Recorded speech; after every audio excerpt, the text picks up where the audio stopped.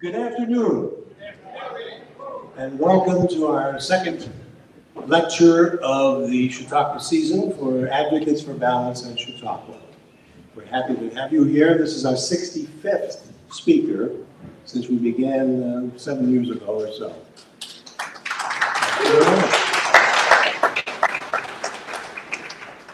How many of you attended both lectures of Kimberly Strasso last week? A good number, yes. I think that it was for us and for the institution a home run, as far as I'm concerned.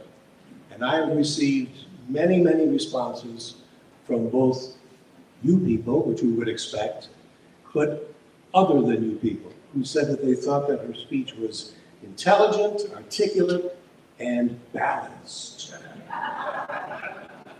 Amazing. So we're very, very happy about that. And as I said last week, we are cautiously optimistic that this will lead to something a little bit more formidable as we progress. And all indications from both Kyle Kelo, whom many of us, myself included, know since he was 7 years old, and many of the younger people here who are colleagues of his, they grew up with him in the club. It doesn't mean you get special treatment, but at least he is tuned in to what we're about. And that's a very big thing, which was not necessarily the case going forward. As usual, we welcome your financial support. Like all inflation, the inflation of speakers' fees has gone up dramatically. And some people that we were lucky enough to get in, some of the people the last 2 or 3 years that we got for what I would call reasonable rates that are now out of sight.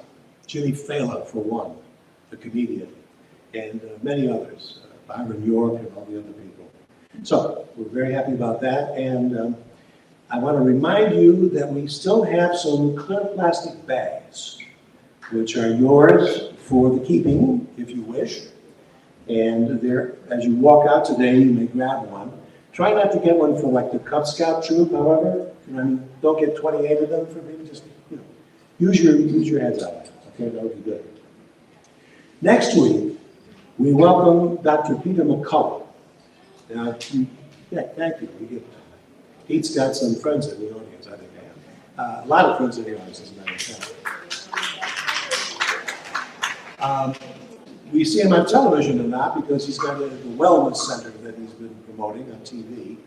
And like all people who came out against COVID-19 when it was not appropriate, quote unquote, he's been exonerated in the light of new information, so to speak, which led to his ostracization when he was backing away from a lot of things. So he is also the author of The Courage to Face COVID-19, Preventing Hospitalization and Death While Battling the Biopharmaceutical Complex. That's the book. And the book will be given away to you free next week. And it will be autographed by him. And I would ask that we are going to have a donation basket next to it. You're not required to put something in there, but as a goodwill donation, you might consider doing that, okay? So you take that as a book from us to you on behalf of Peter McCullough. All right. Dr. Willie Soon is an astrophysicist, geoscientist, and leading authority on the relationship between solar phenomena and global climate. Dr. Soon will highlight scientific evidence demonstrating that atmospheric CO2 plays a secondary role in Earth's weather and climate, emphasizing its critical importance for the biosphere and the limitations of current state-of-the-art climate models, which are inadequate for guiding environmental and energy policies. Dr. Soon will also present evidence linking natural climate variability and change to the sun's energy orbit. We want to welcome not only Dr. Soon, but Dr. Soon's son, Ben, who's sitting right there at the back. There he is right there.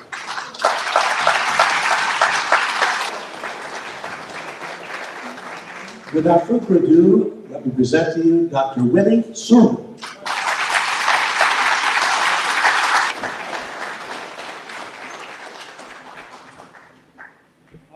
Thank you all for coming. Indeed, it's very exciting to be here, given that the average size of the audience for my talk is usually 5, and that includes band. So it's truly very happy to be here. Well, I'm a scientist. I care nothing about, I really don't care much except for food and science, And I've been working on this topic for 35 years, since my postdoctoral level at Harvard and Smithsonian Center for Astrophysics. So this is actually a bit of a passion of mine. Hopefully that there will be people who disagree with me, but please hear me out. And then, of course, if you have a question, you can always find me at the address, my email address, willie@ceres-science.com. CERES stands for Center for Environmental Research and Earth Sciences, okay? So please contact me there for any question, or if I speak too much or with my Tennessee accent that I learned from Al Gore, so you all be careful with that. Let me start. We want to learn about CO2. By the way, I do want to ask a question, a survey. How many of you believe that this CO2, they call it the satanic gas, is capable of driving global climate change? How many of you think that? A few. Okay, that's good. But I hope to convince you that with the evidence that's given here, it's very remotely impossible, nearly. Okay, and hopefully the evidence will make some sense. And then I'll explain, of course, further. I want to start with this, a very important quote. It's a friend of mine, Professor Richard Lindzen, Professor Emeritus at MIT. He said that what historians will definitely wonder about in future centuries is how deeply flawed logic, obscured by shrewd and unrelenting propaganda, actually enable a coalition of powerful special interests to convince nearly everyone in the world that the CO2 from human industry was a dangerous planet-destroying toxin. It will be remembered as the greatest mass delusion in the history of the world, that CO2, the life of plants, was considered for a time to be a deadly poison. Professor Lindzen is no lightweight. He's a very serious scientist. In fact, he's among the youngest scientists ever to be elected to the member National Academy of Science at about 37, 36 years old. He got his PhD at 24, roughly the same like me, but it doesn't mean that I'm that smart. But let me start with the history of this climate change scare. Basically, the idea is that CO2 is a greenhouse gas, that you have more of this CO2, doesn't matter what the source is, right? Because we know volcano is capable of putting a lot of CO2 too. But we human, indeed, from changing from biomass burning to killing whales, and then we come down to find this thing called fossil fuel, right? This hydrocarbon that is very compact, very efficient, that when we burn it, it's actually able to drive very useful energy, which is mean coal, natural gas, and what you call coal, natural gas, and oil, petroleum, right? So people think that in 1988, there was already very amazing statement came out from a guy named James Hansen. He's a former director of the NASA Goddard Institute for Space Study in New York. He actually, in this New York Times, 1988, remember, that's long ago, he was claiming that he's 99% confident. In science, when you use a word like this, that's really very appalling, because it really sounded like it's going to be nothing but the truth. Unfortunately, this is a false statement by itself, and I'll show you why. So let me start with talking about this, hailing the CO2, which you see some people call it satanic gas. Remember, CO2, where does it come from? This is CO2. That's 4% of it. Outside that is actually 100 times smaller. Okay? So this is how they convince people that it looks like that. You have a global temperature curve. I will explain, of course, the flaw of this curve later. That you have a temperature curve from 1880 to present. It's warming up. Looks convincing. I just tell you that this data is not so correct. And then you compare that with the CO2 concentration. You find a really very good correlation. So CO2, global warming. So there is a positive correlation. Very impressive. But in science, what's the golden rule? Anybody know? Correlation doesn't mean causation, okay? Because we need to understand what causes the energy of the system to change. Hint. It's actually Bob, B-O-B, the bright orange ball there, right? Today it's a bit non-active. But anyway, here's the real proof of good statistical correlation. It's actually US spending on science and space technology versus suicide by hanging, strangulation, and suffocation. Because two parallel lines is perfectly correlated, okay? If you know a bit of statistics. The next one is that if you want to believe CO2 causes global warming, and then you want to win many Nobel Prizes, not only one, you want a lot. So all you need to do, I encourage you to eat a lot of chocolate tonight. That's basically what it is. There is a correlation here. But does chocolate consumption really can give you more Nobel Prizes? I kind of don't think so, right? It's a bit hard to find the actual reason for how it does. Maybe chocolate make you smart, who knows? Higher IQ, right? Anyway, here's the proof. I would say 100%. If I were to look at this data, that this is a temperature data, but you plotted monthly, not year by year, monthly, from about 1900 or 1895 until now. And then you see it's going up and down, up and down and down. The range of the temperature is 45 degrees Fahrenheit in the seasonal range. And then the red curve is actually the annual average. You see, when you plot on this scale, and then you plot the CO2 concentration rising for 120 years or so, right? I mean, kind of hard to see that CO2 is causing the thing to change. That's why the perspective is very important. When you look at data, you have to be very careful what you're looking at. Always ask questions. That's what I would encourage everybody to do. Here's the bottom line. Over the US, you can see the temperature seasonal range is over 45 degrees Fahrenheit or 25 degrees Celsius, right? And then if you think about the energy input of this thing, where is it? It's actually solar radiation. It's about 210 watt per meter square. So that actually gives you a very nice number, which means that even if we worry about CO2, the bottom line is that if you double the amount of CO2, if you count the thing, you would only produce at most is 1 degree Fahrenheit. That's 10 degrees or 3 degrees, so hot. It's really hot, sorry. But it tells you that 1 degree over 150 years actually is minuscule. It is not a threat. It is not something that can kill humanity. That's what I'm trying to tell you. And then you've got to look at another angle, which is the biosphere perspective, okay? So let's talk about climate. Continue to talk about climate. So here's a picture showing you the energy input from the sun and then from the actually changes in the carbon dioxide. For 150 years, this is how much we added. From the dotted line to the bottom, it's a tiny amount. And remember, look, it doesn't follow the seasonal cycle. It doesn't quite make sense in terms of seasonal perspective. Here's another perspective. If you measure using satellite, looking down on Earth, you measure, by the way, CO2 interact in a long wave, the infrared radiation, sun involved in the short wave radiation, right? I see some younger kids, I hope they'll be interested in science in here. But if you try to look for CO2 impact that has been rising so far, you will see it's tiny amount compared to the total energy changes in the top of the atmosphere and then at the atmosphere itself and then near the surface. It's fluctuating so big, up and down, and then this is what we are looking for. Needle in a haystack. It's a serious scientific problem.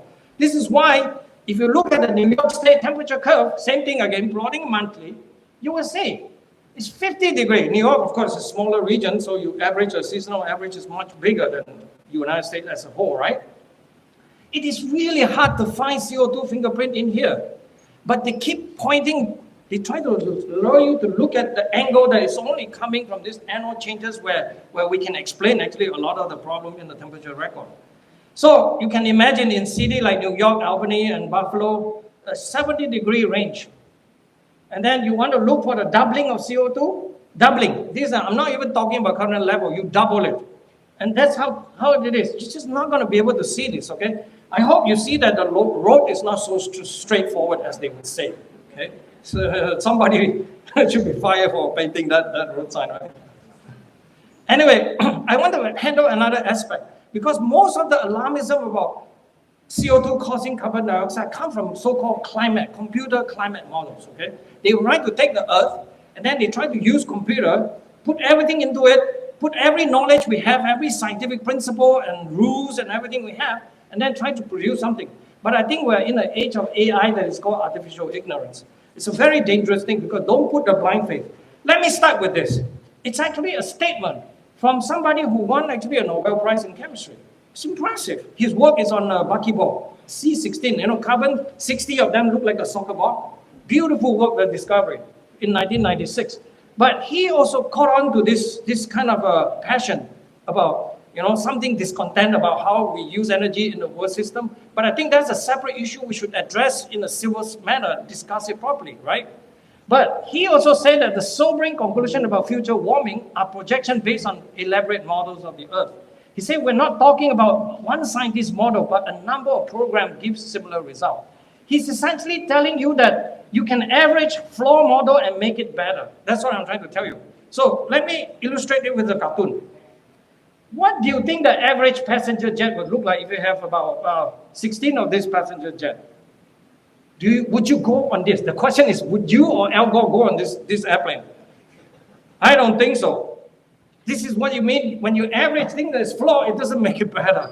I'm very sorry to Professor, he's at Rice University. I'm very sorry to him. In fact, I used that curve at Rice University, by the way. So I invited to Rice University twice.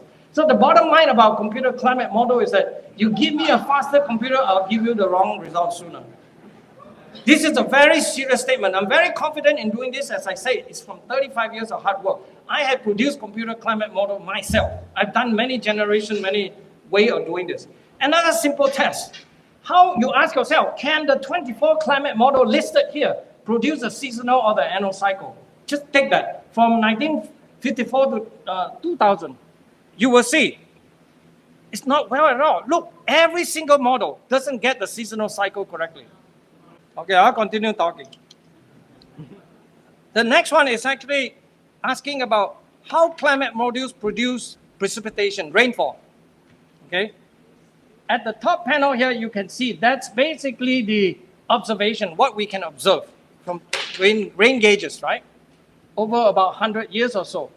You can see, the bottom is the observation. Yeah, the bottom is the observation. Sorry, the bottom is the observation, the top is climate model. You can see that in terms of rainfall, it's a much, much difficult problem. That in the Sahara region, notice that the purple is actually mean that it's dry. When you observe it's dry, but actually they're predicting a wet Sahara. And then because I gave this slide to one of my friends who is a senator for Oregon State, so I focused on Oregon for him. The model actually predicted dry Oregon, but Oregon is pretty much wet, according to the data. I mean, I want to make another important point here. Even when you see their agreement, does that mean the climate model is good all of a sudden for that region alone? I don't want to use the word hell no, but it's actually no. Absolutely not. Be careful. Another problem. You think that data may be all? Remember, I started this work since 1991. I've been watching year after year after year. Now it's 3.5 decades. It's the same thing. It's actually because of the nature of funding, no one worked to improve this thing. In fact, I'm the one who worked to improve this model, how to do it. And this is the latest 2025 paper that just came out, scientific paper. It shows you that the model predicts too much cloud. Cloud, as you can see, is the main governing of energy input-output of the Earth. It's very important. Whereas the top, you see satellite observation show you something, so that's a bit, the red mean a lot of cloud, and then the blue mean very little cloud. But you can see that most of the climate model over-predict. There's a lot of red. This is two different models, in actually the best of the best. In fact, the second model there is the one that the best prediction for Atlantic hurricane come from that model, okay? The UK group. And here's from the bar chart, it's much easier to look. The observation is the black, and then the data, the two of the model actually are disagreeing. And the difference is more than 10 to 20% of cloud cover. You know, if you double the carbon dioxide in the system, right? How much you require to change in a cloud to get a doubling? It's 1%, 2%, that's it. And this is 10% difference. We're talking about very serious problem. Snow cover is so obvious that you can see all the model over-predict what is observed. It's ridiculous, actually. It's a huge amount. It's embarrassing. I wouldn't call this science in some sense. It's kind of what you call voodoo science. Now let's listen to Al Gore about climate prediction. This is actually a very important lecture. He gave this in 2007 in Oslo, in the acceptance of his Nobel Peace Prize. And you will see, during that place, he went boldly where no man dared to go before. So he predict again that the Arctic sea ice will disappear in 7 years. So 2007, at least I know how to add 7 to that. That will be 2014, correct? Okay, let's hear him. Where's the volume, guys? Ben?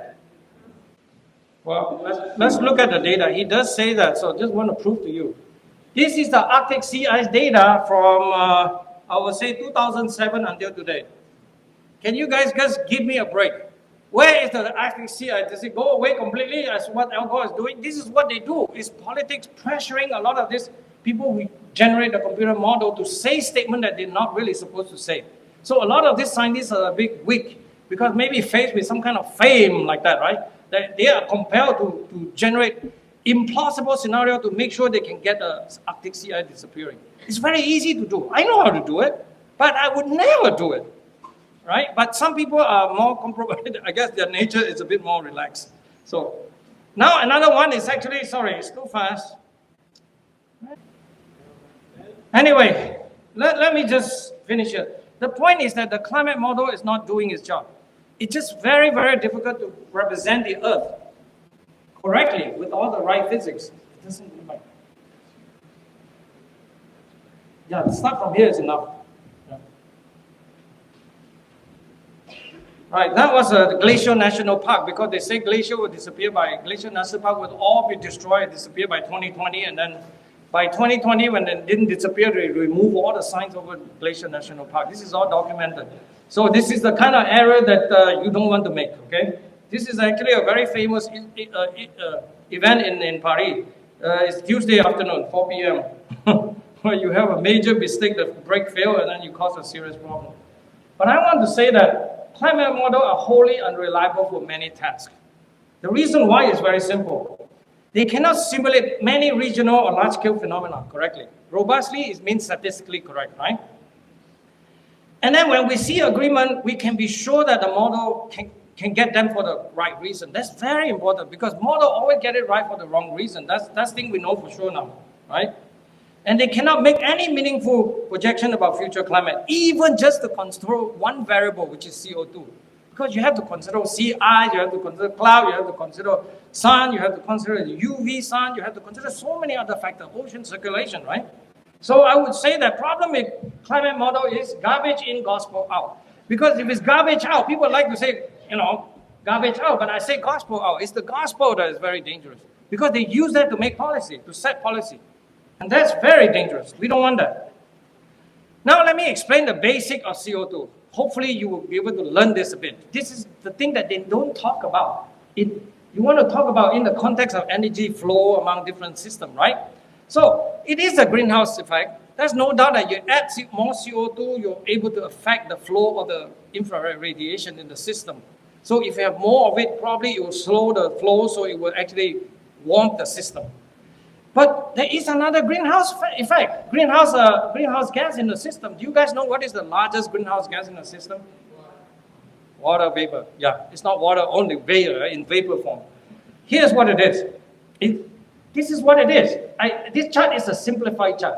CO2 affects only one component, which is the atmospheric composition. The water vapor effect, what do you think?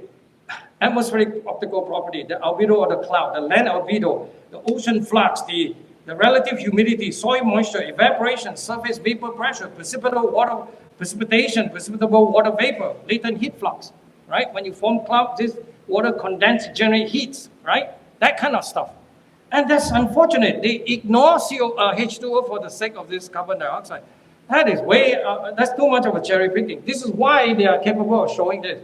That is natural CO2. The one that come out from power plant is evil CO2, right? That's just not correct. That's not a healthy thing to keep going on this. That's why I challenge Al Gore or any scientist. Those so-called scientists wanted to talk about this. Let's talk about this. Here's another example of showing you why water vapor control the temperature. The relationship is very, very close. Okay? It's very, very tight. The top panel showing you basically the distribution of the temperature from North Pole to South Pole, and then go up vertical height about some 25 kilometers or so. The red means hot, the green means slightly warm, cooler, and then blue is cold. And then you see the distribution of water vapor. In one instant, it's almost controlled by water vapor. That shows you the system is really governed by that. And here's over time, you can see two lines. The red line is actually the water vapor content. And then the blue line is the temperature curve. This is the one that Professor John Christie measured, okay? The temperature curve at the atmospheric layer using satellite. Very accurate measurements. And it shows that this whole thing is controlled by water vapor. And then lately, my good friend Dimitri Kosoyanis from University of Athens, the technological university, shows that if you compute the number, how large is the infrared role for the CO2, it's actually at most 4 to 5% from looking at long wave IR outgoing or even long wave warming, like because the radiation can go both ways, right? One go down to heat the surface, one is going to escape away. It's just no more than a few percent, okay? So it is a puzzle. Where is the CO2 doing now? It's continued to rise. It's amazing, isn't it? It's continued to rise, but yet we still cannot see it in the temperature record. Why? That's the question. That tells you the CO2 effect is secondary. And here is just a very nice relationship between rising carbon dioxide and actually more of this United Nations climate of conference body, COP. Okay, it continued to have meeting after meeting. The next meeting will be in Brazil. Okay, November 2025. The last one was somewhere in Azerbaijan, I think, Baku. But here's the actual greenhouse effect being measured. That you measure. There's a group of scientists already measured this. Here from 1980 to about 2015 or so. You can see that the greenhouse effect is increasing, but from 92 onward, it started to go flat. Actually, remember, carbon dioxide keep rising, but why is it doing this? If carbon dioxide is driving climate change, think about it. So technically, we know that this thing goes flat because the effect is come from cancellation effect of water vapor and cloud. It has nothing to do with carbon dioxide. And that is a scientific kind of a level of proof that you need, which I think you don't need. So that's an actual scientific paper. So all you need is Albert Einstein to say a statement like this. Because when he formulated his general special relativity, I remember it's 1904, 1901, there were 100 Berlin academicians published a pamphlet say that Einstein is wrong. So Einstein calmly said, you know what? If I were to be wrong, I think that one would suffice. Why do you need 100 of these people doing this? I mean, that's why he said, no amount of experimentation can ever prove me right. A single experiment can prove me wrong. Okay. So now let's look at the CO2. What is it? In the biosphere, it's the gas of life. It's not satanic gas. This is actually a container with concentrated carbon dioxide because you want to put it in the greenhouse, especially during winter. Okay. The statistic is, of course, I have a very old statistic from the 2000 that the Canadian during winter the money is about a few $1 billion. To do greenhouse kind of tomato, cucumber, things like that, right? It's a very, very thing. You want CO2, you want more of it. And think about CO2. What is it? I told you, come out from our thing.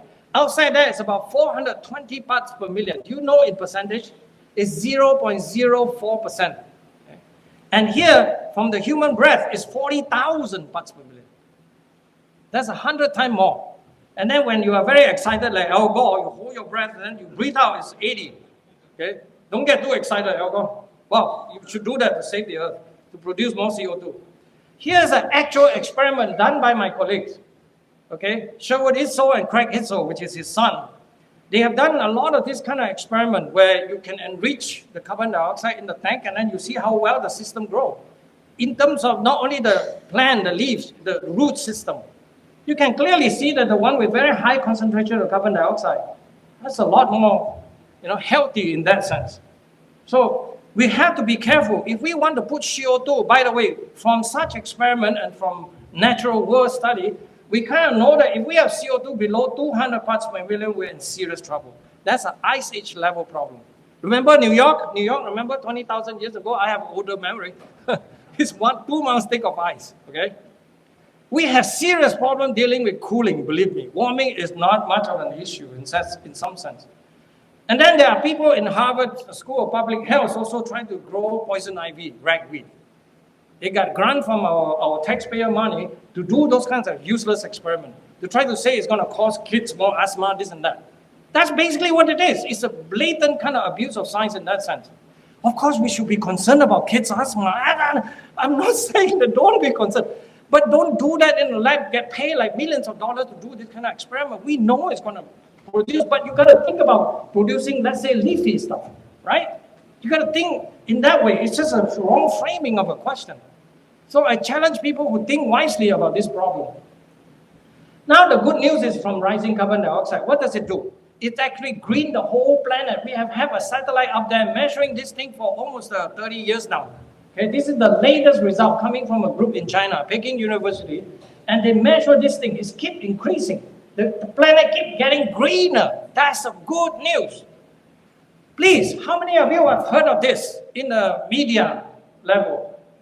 No one ever talked about this, which is a puzzle. No wonder you think that CO2 is so bad, right? I mean, here you talk about the distribution. There are places that it get drier, less green. That is true. It's not 100%. But large majority, over 80, 70 to 80% of the area. But the most significant one is that near the margin of the desert, the dry area, get greener. You want to know why? I think I have slides to show that, but there are places where you can show China and India are getting really greener, okay, overall. So people would say, save our desert, no more green, right? They don't like desert to be green in some sense. And then in China, there's a famous place called the Loess Plateau, which is all dust and all those kind of fine particles. It's actually greening up. This is actually things that you cannot geoengineering this way out. This is nature, a very powerful thing that if you have more carbon dioxide in the air, this is what you get. Of course, some people may prefer this. I don't prefer this. I kind of like this one better. It's your choice, okay? But let's not do this kind of aggressive thing. No, you want to cut carbon dioxide. In fact, I say, who asked you to do that, right? For even India, places where they look for food all the time, crop yield is completely increasing. I don't say it's directly from carbon dioxide, but it's partly related. It's technology, that kind of stuff. But even the latest one, 2025 update, they actually have a government report, very, very major record high of things. So good news overall in India. But now let's go back to the reason. Why when you have more carbon dioxide, it's greener planet, and then the desert zone is getting, because when you have more carbon dioxide, the most problem of all the plants is basically they loses the water, right? The stomata open too much, right? Then they when you have very little CO2, they have to open more to get more thing in, so they lose more water. But when you have a lot of CO2, the stomata closes. Stomata are those tiny little pores behind the leaves. You can look under a microscope and see those things, right? So it actually closed down, so it used the water more efficiently. So places in dry region, you can see this result. This is scientific result, by the way. This is showing you graph that in terms of water use efficiency, if you quantify that number, over time, this has been doing better and better. So in some sense, this is a great blessing. In fact, we are very afraid that China, like my great mentor in science is a guy named Freeman Dyson from Princeton. He actually said that we better be worried a little bit about China demanding us to pay them money because they're putting out a lot. China is putting out a lot of CO2 in some sense. I'm not laughing because this is serious, because this is actually money, So indeed, there are people who deny that the planet is getting greener. So they say it's blue, so what can I do, right? If you're blind to the evidence, I don't know what to do. In fact, there's a very nice statement from Supreme Court, late Supreme Court Justice Scalia, who actually in April 2nd, 2007 decision, US EPA versus Massachusetts. That was under Bush administration. Unfortunately, that was also a wholly badly argued case, in my humble opinion. So we lost the decision 5-4. So US EPA must label CO2 in the air as air pollutant. Can you believe that? This is human law, super overriding the biological principle. And that's very dangerous. So I say this shall not stand. This is why Scalia is so frustrated that this is actually a tiny little footnote. Footnote in his decision, his dissenting opinion. He actually that it follows that everything airborne from frisbee to flatulent qualify as an air pollutant. This reading of the Statute of Clean Air Act, by the way, right? Defy common sense. I think this one is something that we can fight all the way to the end, because I really think that this shall not stand, because it makes no sense to call CO2 an air pollutant.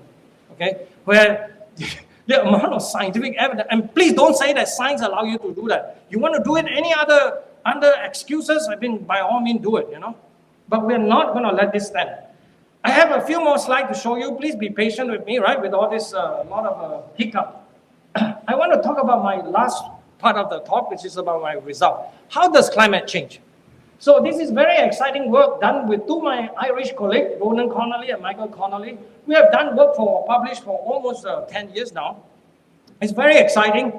People who want to read, like I say, you're not going to read it now, please, or else you'll become crazy.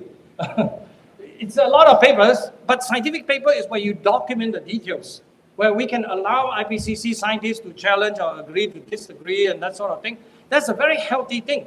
But unfortunately, this day they're hiding away. Even though they know our result, they will never cite it, they will never let people know, they will tell people, shh, keep quiet, don't let people know, Willie Soon come, run away, give him 5 audience, that's okay. So it's bad. But now first thing, thermometer data, what is it?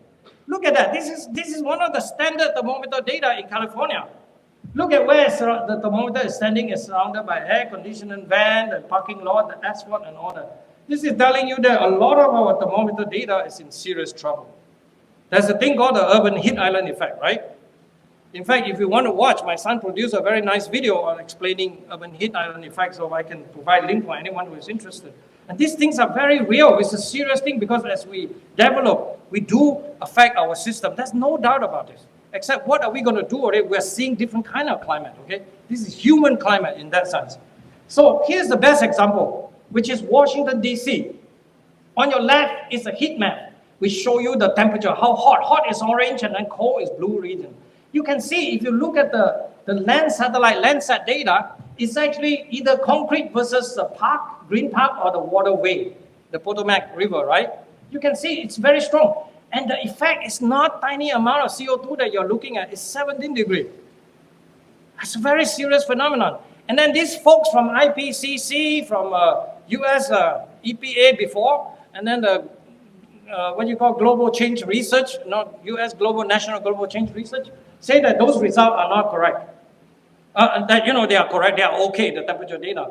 To prove to you the urbanization effect, I want to show you this.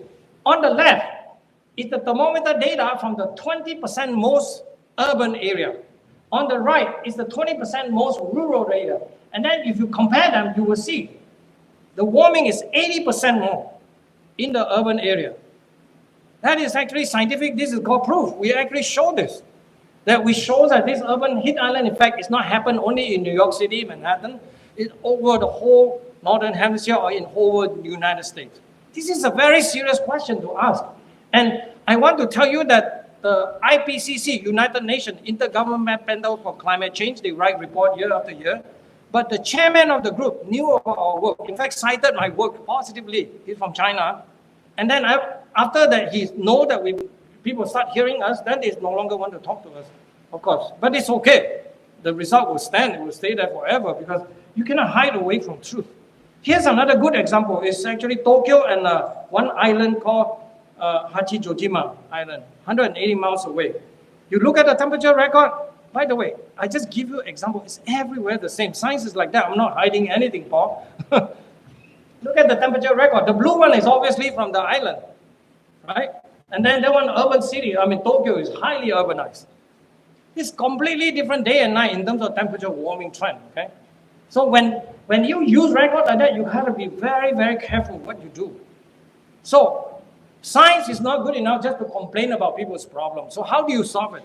We actually come up with a very simple thing. In fact, it's so simple that I'm really embarrassed that we have to write scientific paper on this. And you know why, right? Do you know why? No one has done it before. That's the appalling part of the story. And those guys have been funded a lot by our money. I myself asked for private donation, put it this way. So we went through our temperature record and then we analyzed rural China, Arctic Circle, rural US, and then rural Ireland. They are biased, obviously. And that's the temperature record. It doesn't look anywhere close to what they're talking about. You know that warm thing at the end, that correlation thing? And then it looks more like the bottom line, that one, the one here. It has warming, it has cooling, it has a warming again, okay? So it's very oscillatory. If you compare with sea surface temperature, which have no urban heat island effect, what does it do?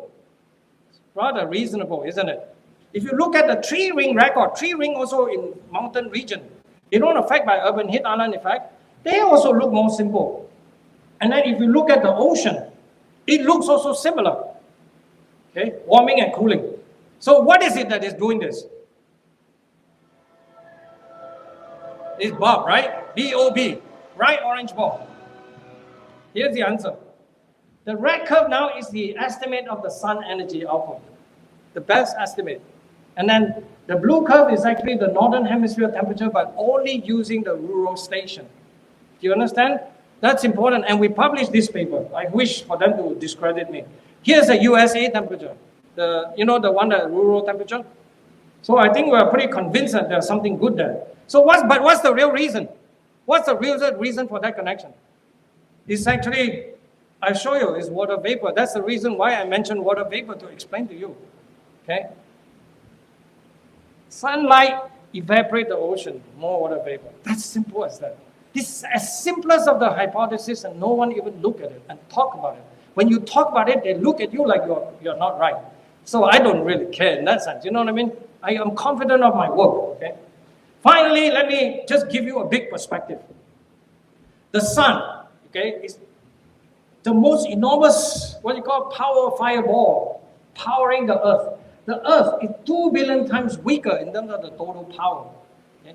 Even that energy comes from converted energy, because we have measured how much energy can come out from the earth itself, which is from where? Radioactive decay, radon, uranium, all this other stuff. We actually measure the dedicated measurement in Italy, down in the tunnel. We measure only that 2 times 10 to the 13, where the sun is 2 times 20, 26. Okay? So billions and billions of order, right? So that's a serious problem. So we know it has to be the sun in some sense. That's why I think it makes sense when you have data to support that. You need to understand the rationale. It's the energy output and input. Okay? If you look in terms of CO2 per molecule, the CO2 number we can quantify, 10 to the minus 22 watt. It's a very tiny amount, but you can say, okay, I have this room full of 10 to the 26 molecules of CO2, for example, right? Because that's the density of the air. Even you multiply by 10 to the 26, you're not going to get anything out of it, okay? It's just not a matter of energy. So one final video. I hope this one works. This is good. It's okay, guys.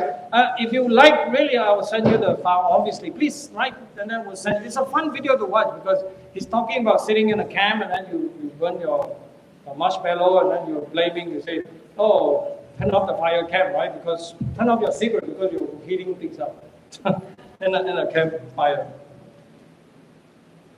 Anyway, that's it. The final line is basically CO2 is not a control knob for the weather and climate, right? It's absolutely not a thermostat. So the takeaway message is that rising CO2 has not caused the globe to warm or cool rapidly or even gradually. Instead, climate in USA and elsewhere is obviously disconnected with CO2 level. The sun is a clear factor for climate change. So you cut CO2 to zero, you will not change temperature or precipitation in the US. In fact, you will kill or hurt old people. Actually, I use the word kill, okay? And greatly harm animals and the environment. So this is a very serious thing for us to pay attention. Thank you. Sorry for going over. Thank you. Q&A, very short period of time for that. Please line up here, if you will, and I will hold the microphone and you do the talking. Okay? And those of you who want to ask a question, crawl on your video.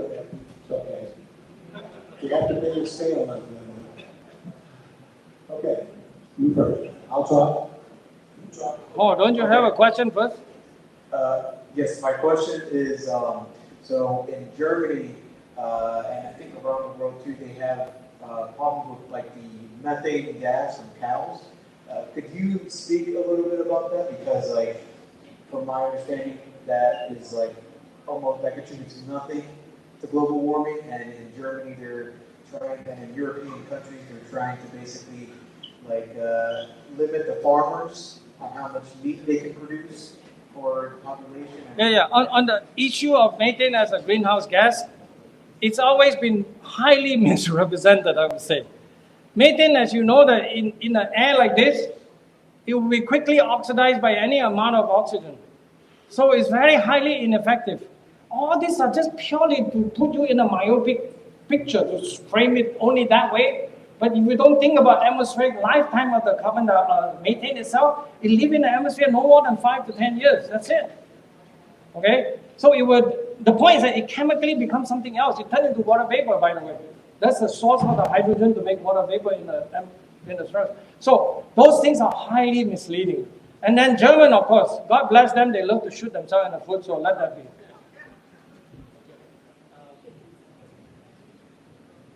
Okay, very well. Somebody asked me to ask you this question. Okay. He said, I'm wondering if you or ABC members may ask a question concerning the current statistics and reality of the U.S. emissions of CO2 from all our activities. You may have covered that, but that's a question. I think I will do that with the slide because there's some very powerful information here, right? So I pose the question, how about CO2 emission from all human activity sources? What's the latest update, right? I bet that none of us have seen this from the US. I now plotted the US contribution of CO2 from fossil fuel from 1970 until 2008 or so. So it rises up, right? It does make sense. Can you guys actually want to make a guess what happened since then? It actually went down. How many of you know that the US carbon dioxide emission has been going down? We can explain this, by the way. It's because we use more methane. It's actually the fracking revolution that we find this much more friendly sort of fossil fuel to use, right? And it's actually decreased quite a bit by 18% or so. Think about it. We already down this by 18%. What more do you want to do? Do zero? Do you want to go down to zero? Then please turn off all the air conditioning, turn off your refrigerator, don't drive it. Your kids, yeah. It's a very serious thing. Yeah, and then you can see the power sources from electric sources is actually down by 38%. This is why, good news is that the US EPA, the administration, Lee Zeldin, which is your New York home-based kind of guy, I mean, he is actually proposing that we really should not put much more pressure on the US system in terms of generating electricity. We should free to generate more electricity, right? So we should not worry about that because the amount of CO2 is just keep decreasing. It's actually becoming not significant even. Okay, time for a couple more questions. Please. Do you think that the powers that be, the establishment, really believe that humans cause carbon dioxide production, or do they have another agenda? And that's why they're putting forward the narrative that human beings are to blame for our problems. I'm leaning towards yes. They knew, because all this data are publicly available. Please, we don't generate this ourselves.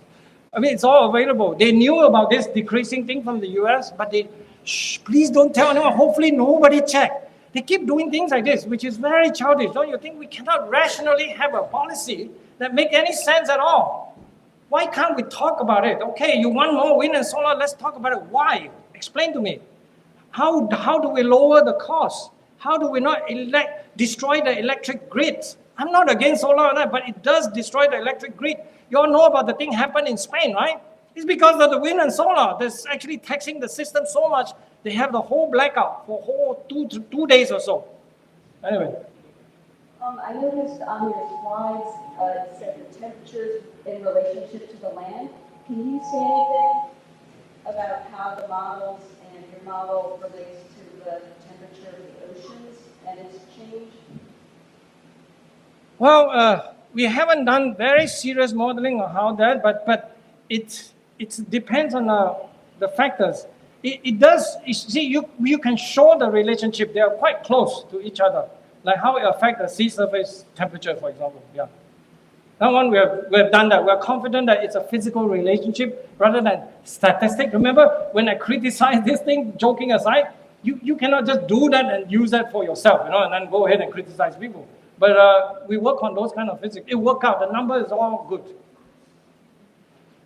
On a policy basis here. So over the last several years, government-sponsored science has become increasingly divorced from the application of scientific method, and many people, especially the press and politicians, cannot differentiate between conjecture and results from scientific method. So do you anticipate that in the future, the U.S. government policy toward funding science will require the strict application of scientific method to be proper science and not conjecture, and will require, all studies should require a formal critique on either side of the argument?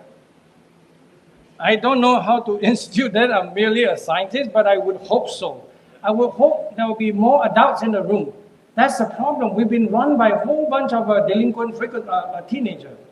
Very delinquent in some sense. Borrowing a phrase from my friend from Canada that wrote a book called Delinquent Teenager. It's very bad because it's very sad. Yes, you go to conferences, you go to all the major things. Even students, supposedly aspiring young rising mind, supposed to go and study, instead of asking the question, what is weather and what is climate, the whole topic is fascinating. This is why I'm still in it, despite my complaining, this and that. But I love the science. Instead of asking the question, they say they want to work on this problem because they want to save the planet Earth. They haven't stepped back and asked themselves, who give you the authority or the confidence that you are here to save the Earth? I mean, that's a question that is a bit deep in that sense that we need to address some of that. Plus the educational background. You think about what they teach in school, right? It's also pure indoctrination, right? The stuff that they give.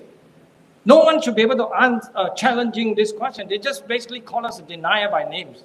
They call Professor Richard Lindzen, who is Jewish by descent, right? A denier, right? Holocaust denier in that sense. No one is denying anything. It's terrible. Thank you. Okay. You're a very entertaining speaker. I heard you more as an advocate than as a scientist. I didn't hear that much about your own research. You showed some meaningless correlations, and then when you showed other correlations that you believed in, I didn't understand the mechanism.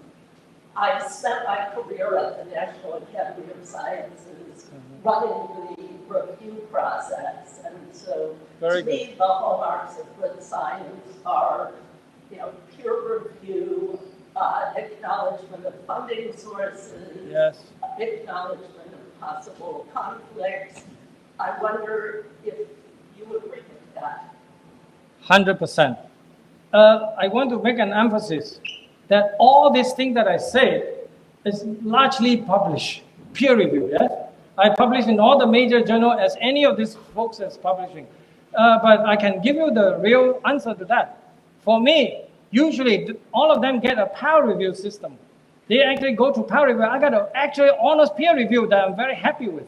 Peer review, you understand? Peer is like people on the committee, they're reviewing each other. I was on many NASA committee, NSF committee. I can see it from behind the scene. This is what they're doing. That's why the science is poor, very poor in my view. And I just wish that they would correct that. I don't mind. I want to emphasize that all the things that I say is not just emotional. I publish those scientific papers. That actually make me, just like Professor Christie, we are the one that originally work on the science. We don't mind criticism. If we are mistaken, we'll correct it right now. We're wrong. There's nothing wrong, nothing bad being wrong, isn't it? When you are wrong in science, it's actually a pleasure because that means you're going to learn far more than you already knew. You just never say you know everything. Yeah, that's why this thing, I honestly tell you, I wouldn't be able to do this talk, let's say 15 years. Because over the 10, 15 years that I was working with the two Connellys, which is very smart. By the way, they don't have a credential at National Academy of Science. They are just chemists, both PhD chemists. And they are very, very, very smart. We look at every data possible. So the basis of science is basically in this complex science called climate, because here's a puzzle. We know that climate is something of an aggregate of the weather, but we don't know what is the actual scientific definition or mathematical definition. World Meteorological Organization say that climate is 30 years average of the weather. That sounds reasonable, but it's a very unfortunate thing, a fact, that is, it's just as arbitrary as I decided to say that Al Gore is very smart or something. It's just wrong. You cannot say that 30 years, what about 50 years, what about 100 years? Because we don't know the spectrum that, this is where the problem of science comes in. Where no one is discussing the science, when you try to talk to them about things like that, they don't want to talk about it. And that's where the problem begins. It started long ago. By the way, I was a postdoc. I was also a very junior person. I went to every conference meeting. I was the only guy who always raising questions. Asked all the questions, but no one wants to talk about things like this. I make them uncomfortable, but I keep going to conference because I'm a scientist. What can I do? I don't mind having beers or enjoy discussion with them. We do discuss, actually. But the problem is that many people are, I don't know, caught up with this particular wave, this fashion, that because there's so much money is involved. And somehow people don't like, of course, the use of so-called fossil fuel, right? They think that that is dirty energy. But it's the most compact form of energy. And then yet they don't want to support nuclear energy. That's a contradiction all by itself. Okay. Yeah. 2 more questions. Yes, sir. More than 50 years ago, as an undergraduate, I had a class in earth science in which this topic arose. At the time, there was a great split of authority. There were some people who believed that adding particles to our atmosphere would cause global cooling, which would be a serious problem. There were others who thought it might be out in the wash because the effects of global warming would be offset by the effects of global cooling. What's your scientific methodology that might either, like, could disprove your theory that additional CO2 and additional methane is actually good for the planet? Okay, disproving myself. You're asking for me to disprove myself. I actually, every day I'm trying to disprove myself. That's what I do. I try to find way. For the particulate stuff, I can tell you the problem is basically that it may produce very temporary effects, so it's not going to last decade to century. It produces very instantaneous but short-term and local.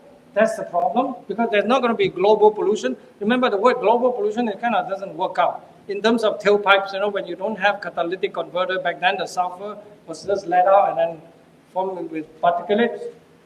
Those effects, I think, in the science and literature is very confusing today, because they would invoke it when they want to use to explain certain things, and then they would just completely ignore it. That's why it's not science. It's just very strange. Of course, they get their work published, which add even more confusion, because you already published in peer-reviewed journal. But then peer-reviewed journal is not the answer. It's always, one can always ask the challenge, like you say, you reinvestigate. For the sun one, I think I have worked very, very hard to disprove myself, but so far, I'm not saying science is everything. All I know is that the evidence is very strong. That's all I can say. See, I never say the conclusion, I know everything, that's it. But the point is that as far as I look at every evidence that I have is fully consistent. That's about the best I can do to try to do myself. I will continue to keep looking for counter evidence, no doubt about it. Thank you. No, but good question. That's a very clever thing, because the most easiest person to fool is actually your own ideas or your own notion. That is very true. And it happens to everyone, regardless of how high or how low your stature is. It's the same thing in science. I'll try to keep this short. I'm a believer that the sun has a lot to do with climate, because I know in the summertime it's warm, in the wintertime it's cold.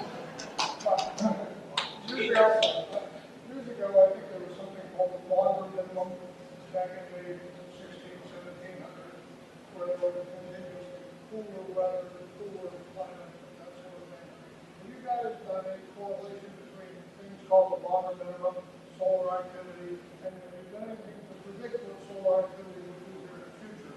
Are we going to have hot summers or are we going to have cool summers? Okay. More or less solar activity. Thank you. Very good question. But I think in somewhat coincidence, really coincidental, that you asked the question about this period called the Maunder minimum, where the sunspot disappeared for almost 70 years on the northern hemisphere. There are some on the south. By the way, I was the only guy, the first guy to ever produce a semi-popular book in 2004. It's on the Maunder minimum, because I was so curious. It named after the husband and wife team at the Royal Greenwich Observatory, who observed the sun daily for 60 years. These are dedication, okay? And they are the one who discovered somehow that in the 17th century, from 1645 to 1715, you guys want to know during the time who is reigning in Paris? The Sun King, Louis XIV. Exactly coincided with the time period. So people actually have a joke saying that it was the Sun King, and therefore all the sunspots disappeared. But anyway, it's a fascinating period. Yeah, and during that period, yes, we have cold climate.